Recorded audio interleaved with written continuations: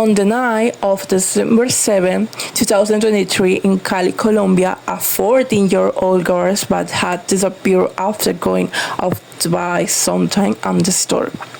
After many hours of worry, they were searching desperately when they finally got the terrible news that the girl was dead with signs of abuse on her body. This tragic event had shocked the community, leaving everyone disconsolate and demanding justice. By the time search had become more intense, neighbors and police were working together.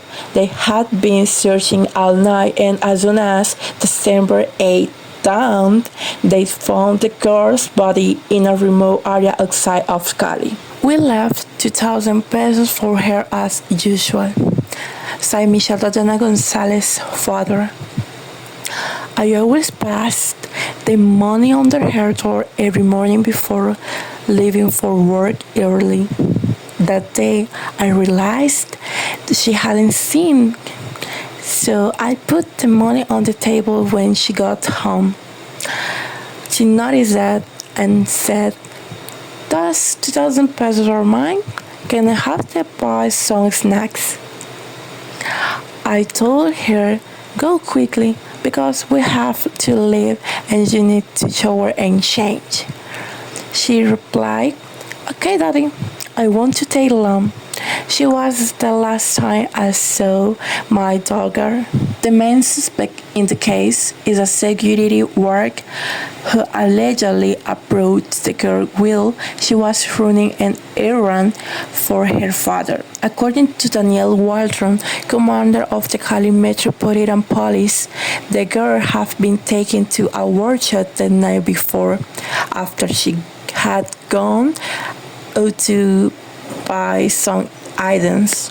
The body of the 14-year-old girl was discovered by owner of the workshop, who had noticed traces of blood in the shop. On arriving, the authorities followed the trail of blood to some barrels hidden under a staircase, where they found parts of the girl's body in a suitcase. The authorities are investigating the circumstances of the case and don't rule out the possibility that there are more involved. The death of Michelle Dayana Gonzalez shocked the community, which they had already been demanding justice and answer.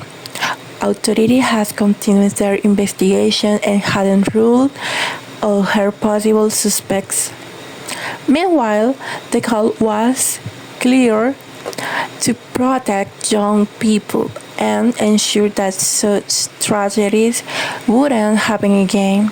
The community hoped for justice and that Michelle's case would drive necessary change. Yesterday afternoon, a flash flood hit the small town of Riverbend, causing severe damage to homes and businesses. The flooding, which occurred after hours of heavy rain, took everyone by surprise, forcing residents to evacuate quickly.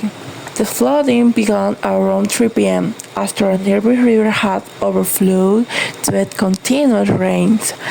By 5 p.m., water had already covered the main streets and entered many homes. More than 200 families had to be evacuated, while emergency services were working tirelessly throughout the night. "We barely had time to collect our belongings," said Maria Lopez, a local resident. "The water was rising so fast that we just ran outside the house with our kids."